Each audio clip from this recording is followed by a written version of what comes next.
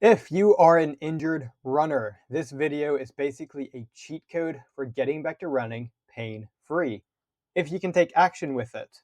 So this is what's up, guys. If you can stick with this video for just a few minutes, we're going to be running through all of the gear that you need, all of the tools of mobility that you need as a runner to take care of your body, to maintain your joints and keep them healthy and flexible with ease.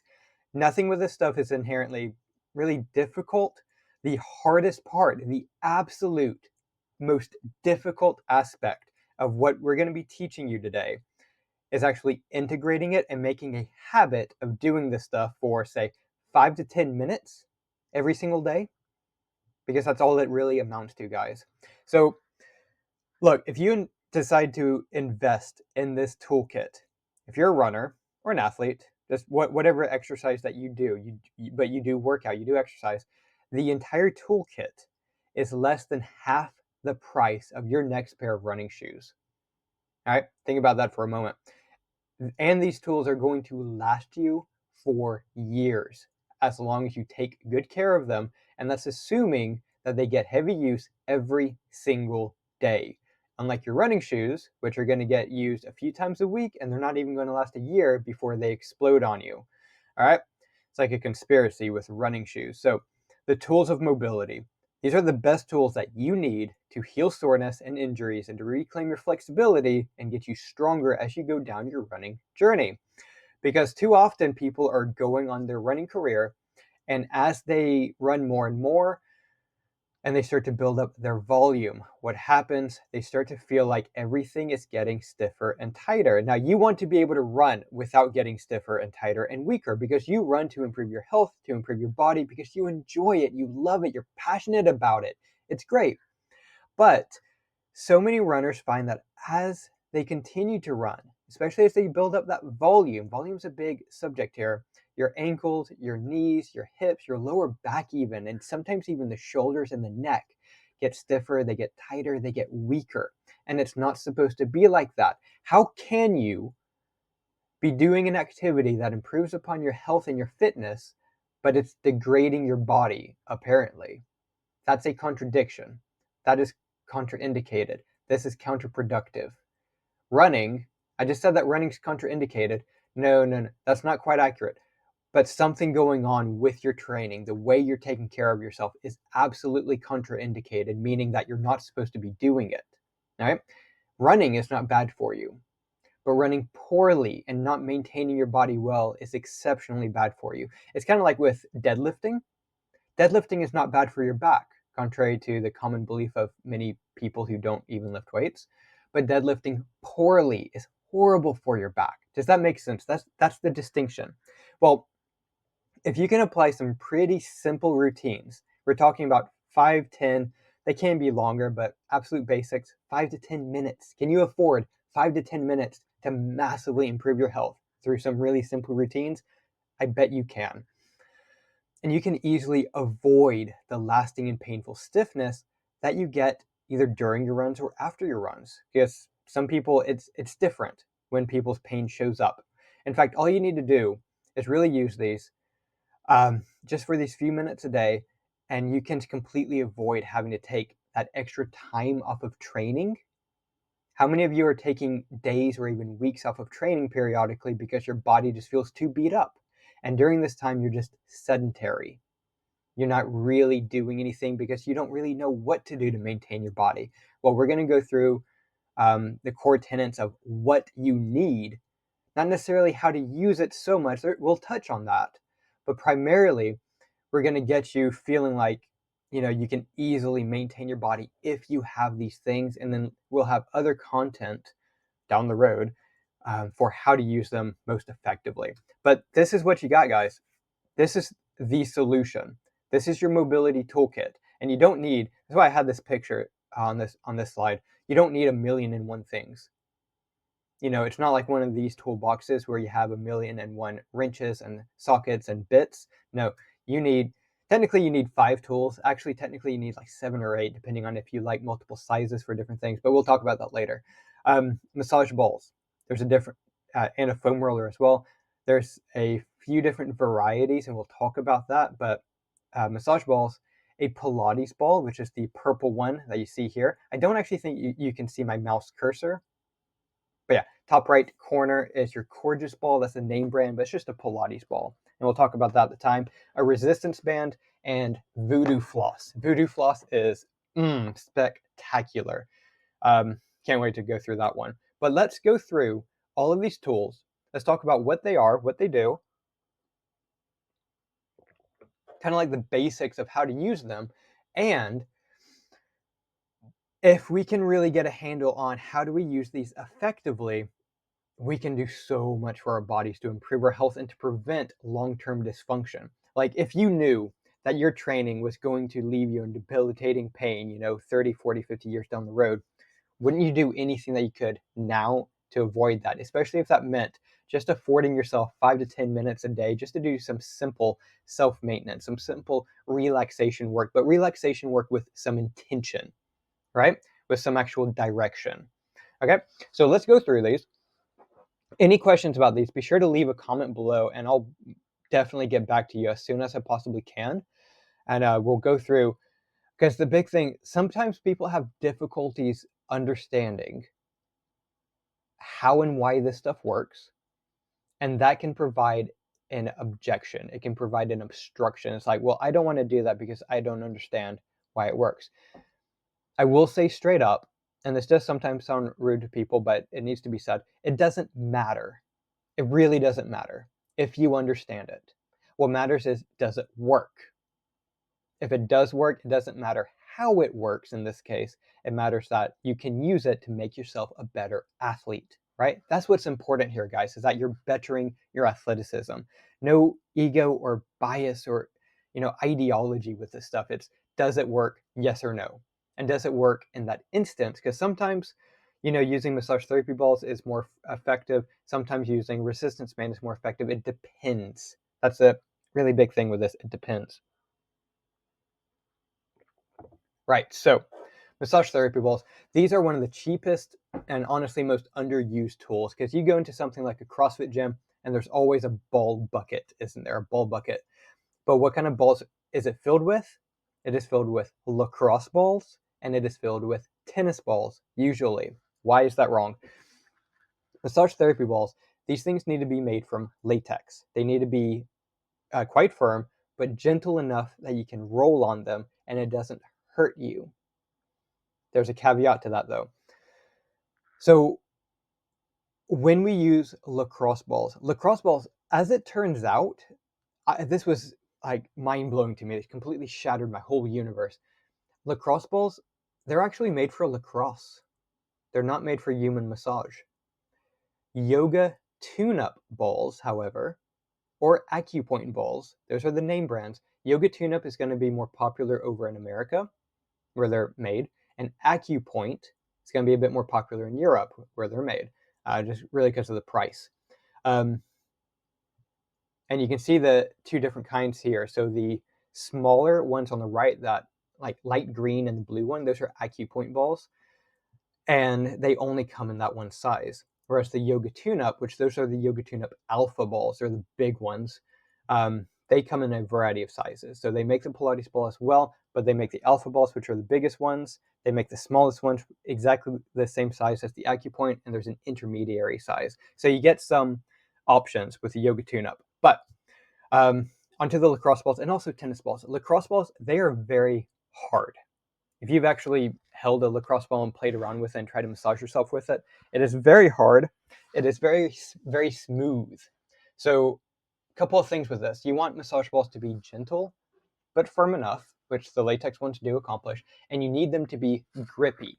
Grippy is super important. So if I take a lacrosse ball and I try to massage out my forearm by shearing the skin shear is something we'll talk about, super important. I can't do that with a lacrosse ball. It just slides on the skin. Same thing with a tennis ball.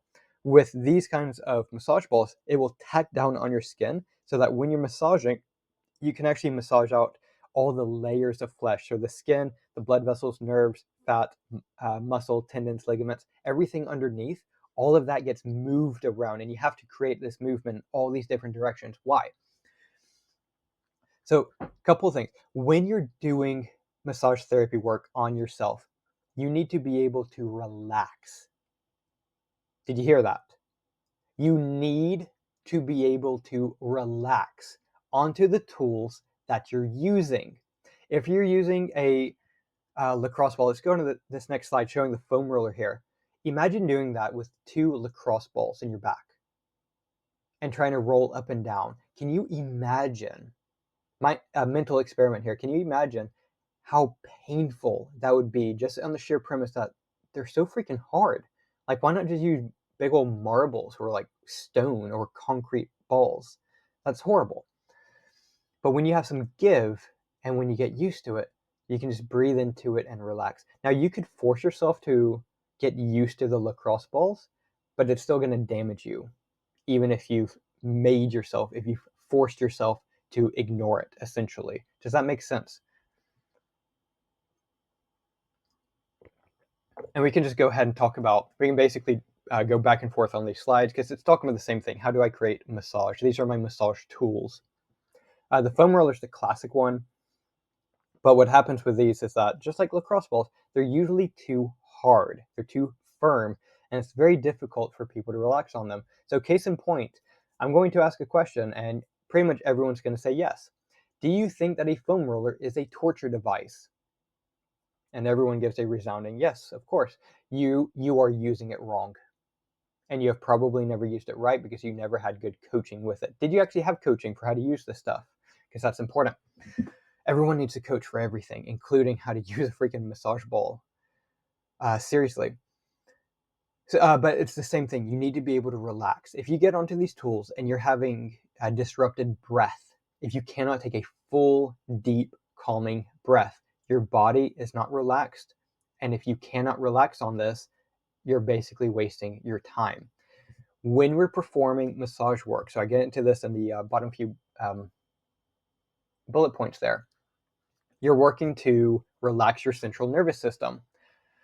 When you are relaxing your central nervous system, you're doing the opposite of stressing it out. Okay?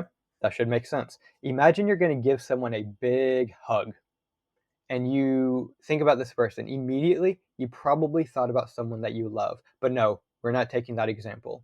You're going to get hugged by someone approximately twice your size who is, absolutely massive. They can reach all the way around you. I don't care who you are, how big you are.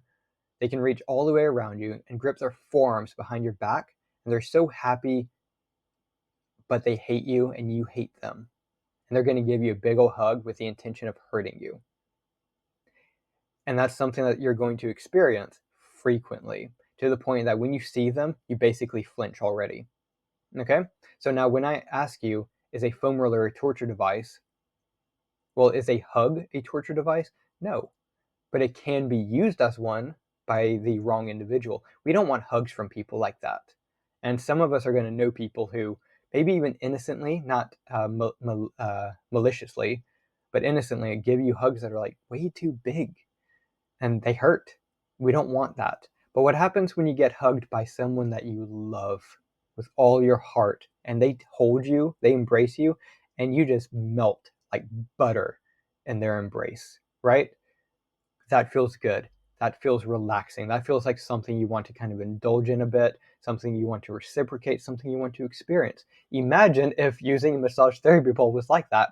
Probably won't have that potent of an effect, but you get the idea.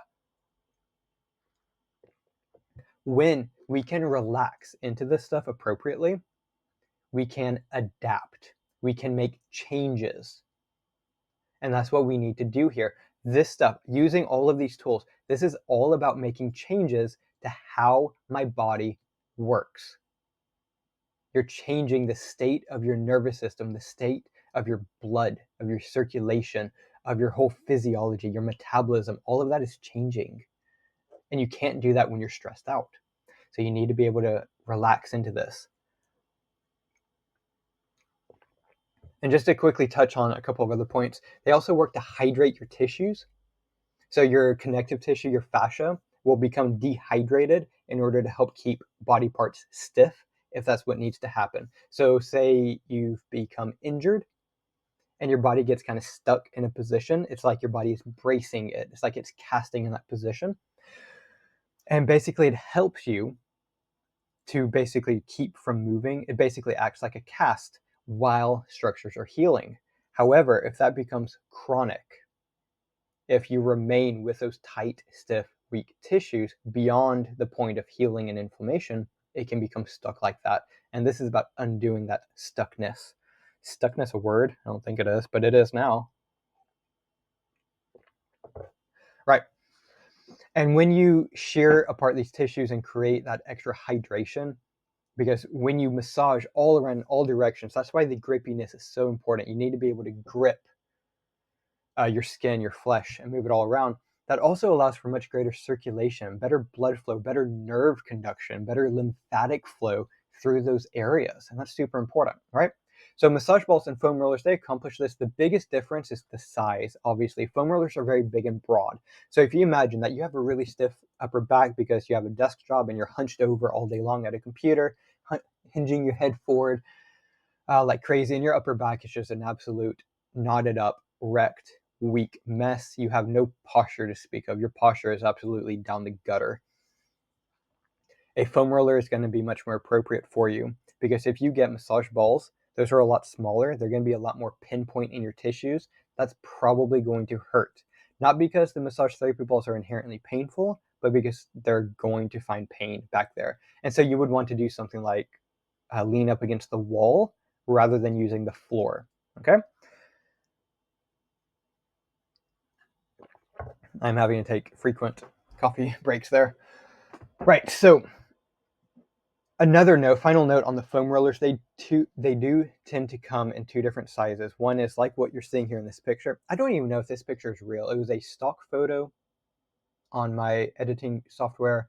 It looks computer generated to me. It doesn't matter, though, doesn't. This is usually about like the width of your shoulders-ish. Like, can you actually say that? It's about yay big, right? And then others are more like a meter long. It's useful to have both. If you were just going to go with one, I would probably recommend just going with a smaller one. It will be a bit cheaper. And even if price isn't an objection there, when you travel, this is way easier to travel with. But if space isn't really an object, you can definitely go with the bigger one. It's useful to play around with both and just see what works better for you, because ultimately this is all about what works for you. It makes you a better athlete, makes you a better runner, makes you heal better. But yeah, just to be aware of. All right, next part. Resistance bands. Resistance bands are amazing. This is one of the coolest things, because when you're actually going through a banded distraction, it doesn't necessarily feel like you're doing anything. And people have had complaints, not really complaints, just like noting it kind of in a negative way and being like, this doesn't really feel like I'm doing anything. And oh boy, once they're done, they feel and see the difference. How do we use resistance bands?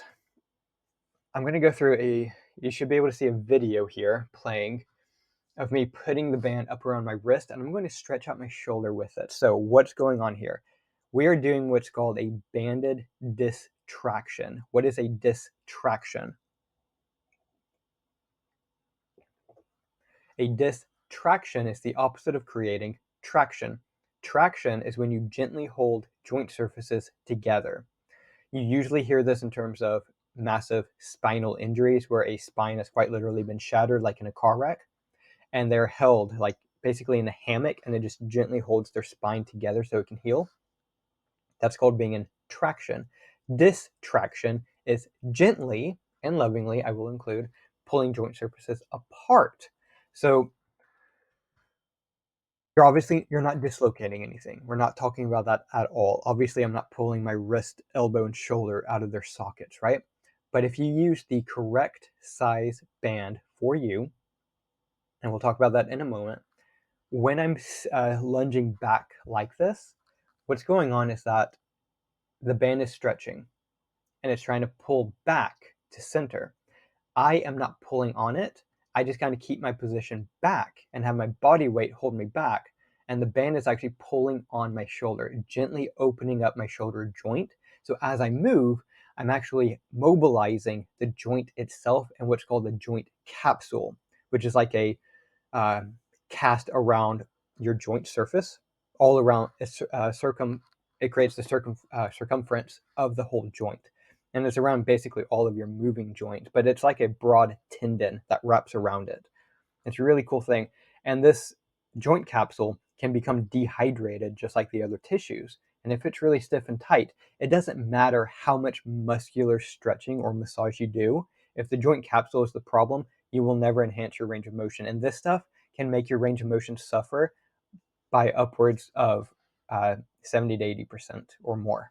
It can massively reduce your range of motion. So what happens is that when we do stretching like this, and we can do this all over your body, I've got videos for putting it everywhere. People don't necessarily feel anything when they do this, but we'll always test it. Like we'll test your overhead position, see like your arms can only go like 45 degrees up.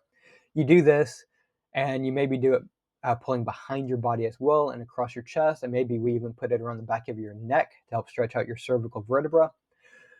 And bloody hell, they come off of it, they'll do it for like 2 minutes in each position, and then they go back into position and retest their position, and it's like, oh my god, I can actually reach up overhead. And we'll do one side so you can see the difference in like symmetry, and that's usually got a massive impact on your range of motion, and that gives you more range of motion to play with so that you can practice using it and it can become more normal.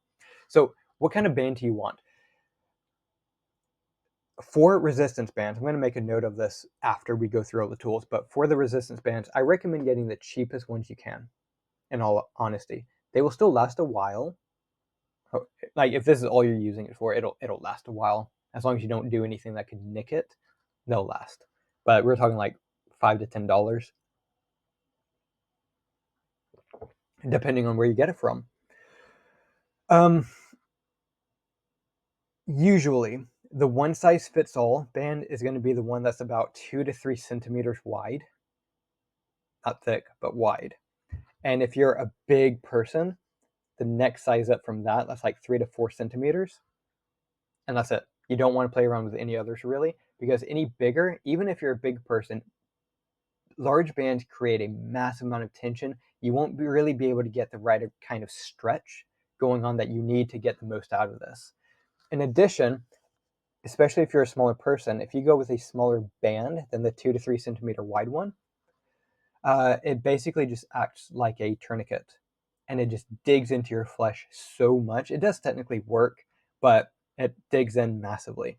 The band, how you see how I put it around my wrist, it does cut into that, but it's broad enough. 2, 4, or 6 minutes on this, it's not really an issue. I will slightly cut off the blood flow, but it's not a problem. Never has been, never will be. It's not an issue.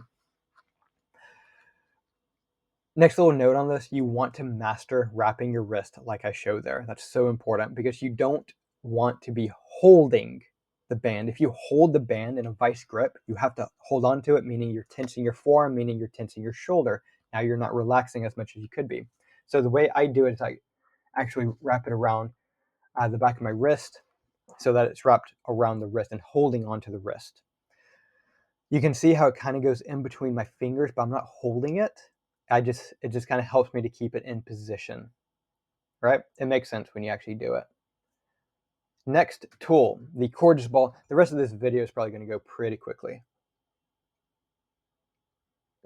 The cordless ball, that's a name brand. That's the Yoga Tune-Up Pilates ball. A Pilates ball is a semi-inflated, burst-proof, grippy ball. You can find these for like $2, $3, $4 at your local sporting goods store. This is primarily used for abdominal massage, which we're going to show in the next slide, but it can be used anywhere. I'm showing it on the side of my rib cage there. Super useful for that because even if you have a really soft, well-used and loved massage therapy balls, the ribs are still gnarly. And I don't usually recommend that because it's just straight onto lymph nodes and bone, and that's quite uncomfortable. But yeah, this is super useful for getting into your lower back, getting into your rib cage, and getting into your belly. Now the belly, this allows you to massage out your vagus nerve as much as possible. Your vagus nerve is the primary nerve in your body, which when stimulated, it promotes relaxation. So you have a stress response, a fight or flight response. The vagus nerve's role is to undo that. So everything a stress response does, the vagus nerve promotes the opposite. So instead of raising your heart rate, raising your ventilation, your body temperature, contracting your pupils and giving you tunnel vision, contracting your auditory canal so that you can only focus in on the threat, drying out your tongue, shutting down your digestion, shutting down your immune system, evacuating your bowels if there was anything in there that needed to come out, but otherwise making it so that you can't pee or poop. So many things happens with stress. The vagus nerve helps to undo all of that, right? So bringing down your blood pressure, bringing down your body temperature and your heart rate, allowing your digestive system to work much more fully, allowing you to think much more, allowing you to have more dexterity, all these things. And this allows you to heal, to adapt, and to change much more powerfully. If you've never had a abdominal massage, it is weird as hell the first time you do it. But dear God, when you get used to it and you do it regularly, it makes you chill out so much better than any drug out there. Well, but it does help you to relax and to breathe a lot more effectively. A massage gun. We didn't talk about massage gun at the start of it. It was not on the list. Massage gun. People use this wrong. Period. Everyone uses this wrong. People will be like, okay, my bicep is really sore from my bicep curls or whatever, so I'm going to massage on my bicep. We don't use it like this. I'm going to have much more content on this in other videos, not the point of this one here, but a massage gun is best used for a lymphatic massage, meaning massaging out your lymph node zones, your major lymph node zones. And so you want to be using the gentlest head, the softest head possible for that gun, because you're just massaging out structures literally just underneath the skin, not deep in the muscle. If you just simply apply this straight to a muscle and you just let it, pound away at you, eventually those tissues are going to go numb. In the same way that when you use a lawnmower for a while and your hands go numb just from the constant vibration, the constant percussion, that's all you're doing there. You're not actually promoting healing. A lymphatic massage massively promotes healing, and you can do your whole body with a massage gun in about 5 minutes. It's one of the single most effective things you can do. It's what I do for a warm-up for basically any exercise, and it works brilliantly. So it's literally do a nice, calming, relaxing lymphatic massage, and then go straight into exercise. The only exception is like if I'm doing something max effort, like max effort sprints, like 30-second sprints on repeat, then I'll do a little bit more warming up. But otherwise, any CrossFit workout, massage gun, lymph zones, go. It's pretty amazing, and you feel great transitioning into exercise. Next bit. Was that everything on the massage gun? Yeah, that's everything. We are going to talk about the lymphatic system more in later content, so be sure to look up my other videos on that, and we'll go through how to use this across the whole body. Last little thing, I will make a note on the massage gun though. I do recommend generally going for quality massage guns, because cheap ones, they have a habit of just dying pretty early. But most importantly, I think, in my opinion, get a massage gun that has a battery life indicator on it. That gives you like a numerical value, a percentage of how much is left. You don't see that very often, but it is brilliant. It gives you a much better idea so that you're not in the middle of it and it just dies. And it's like, crap, now I need to charge it and then use it. It's kind of lame when that happens because you don't know when it's going to die. Too many massage guns are like that. Right, next. Last little bit, guys, voodoo floss. This is the number one tool.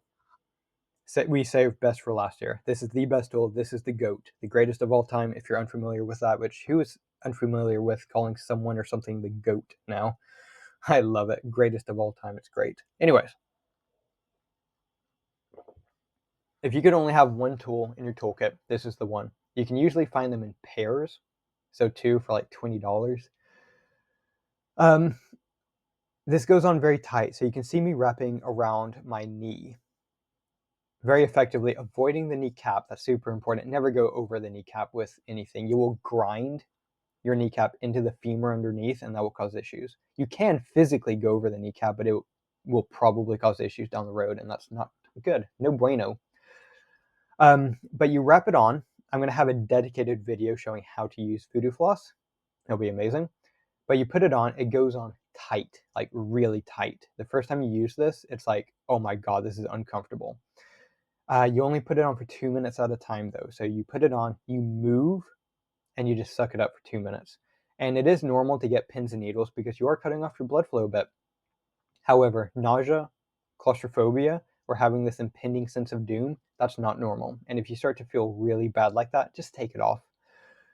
Putting this on is something that takes quite a bit of practice. You do need to get used to that. but you will get used to it. What this does, when you put it on, it does a lot of things. It gives you a deep tissue massage because it goes on so tight. When you move, you're moving your muscles underneath that tension and they are massaging themselves as you move, which is really cool. It does cut off your blood flow so that when you take it off, like if I wrap my knee like that, you might notice that your foot starts to go really pale because you're cutting off the blood and you might feel a little bit colder. You take it off and you can feel the warmth and you can see the red of your blood rushing back in, and it does help to improve circulation massively. I have worked with people who had like really swollen ankles, like the size of a grapefruit, and we were able to use this strategically on their leg and foot and to basically take down the swelling back to normal in, depending on the person, between 30 and 60 minutes. So you're looking at using this 2 minutes on, 2 minutes off for half an hour to a full hour. But the amount of healing, this would be a case of the structures have already healed. It's been a few weeks since the injury, but you were so sedentary that the swelling just remained. And that's no good. We don't want that. So it comes a point when we need to get that swelling out of there. But let's not go to the doctor and get it drained. That's silly. Let's just use this to pump your circulation back into action. Because that's what happens with swelling when it's chronic. Structures like your veins and your lymph vessels, they get stretched out because they're supposed to prevent backflow. But because you were sedentary, they got stretched out, they got damaged, they could no longer prevent backflow. And you'll usually see this on the distal limbs. So like hands, feet, wrists, ankles, lower legs, or past the elbow, not so much closer to the body because of the pressure in the body. But that's it. These are the most important tools. So I'm going to go back to that first slide. Including the massage gun and the foam roller. Foam roller's nice, but my go-to here would definitely be the Voodoo Floss first, the regular massage ball second, the Coregeous ball third, and the resistance band last, maybe. I can't really put a numerical value on this because I probably didn't touch on this enough before, but like your body, it has multiple ways of creating stiffness. When we're talking about, hey, I'm stiff and tight, it's not just about, hey, my muscles are tight, I need to stretch. That is the worst advice. That is the most elementary, most kindergarten level advice. And it doesn't really accomplish much of anything. Your body has different strategies internally for making you stiff and tight. We need to be able to tackle all of these things. The Voodoo Floss does most of that. I didn't even touch on everything the Voodoo Floss does, but it does a lot of things. Helps to open up the joints, helps to create a massive amount of shear in between all the layers of flesh, the layers of tissue. It just helps with so much all at once, but it is very uncomfortable. It is quite painful when you first use it. You get used to it though, and it's not so bad. All the other things though, 2 minutes pretty much per drill, and it should be painless. It should be relatively comfortable. But depending on what is going on with your body, like you can do all the massage work with the balls, but it may not necessarily do anything for you because it's your joint capsule that you need to be dealing with. So I will have in the description to this video, guys, a link to an Amazon wish list that you guys can copy and you can find things over with that. For the Voodoo Floss and the massage balls, go for quality. Massage gun as well, go for quality. Resistance band and Pilates ball though, get the cheapest you want. They're all the same, in all honesty. I don't sell any myself. I'm not like affiliated with anything, yada, yada, yada, whatever. I'm not making any money off of that or anything here. Right, any questions that you guys have about anything here, drop it in the comments below. Be sure to subscribe. Be sure to ring the little bell notification so you see when new videos come out. New videos are going to be coming out very regularly, and we're going to be putting up a lot of content for how do I use this stuff to better my body so I can maintain my body from pretty much any athletic injury, any athletic woe that you have. Also, be sure to find me on Instagram and Facebook for little clips and little tips and advice here and there. All right, take care, guys. I love you all, and see you guys in the next video.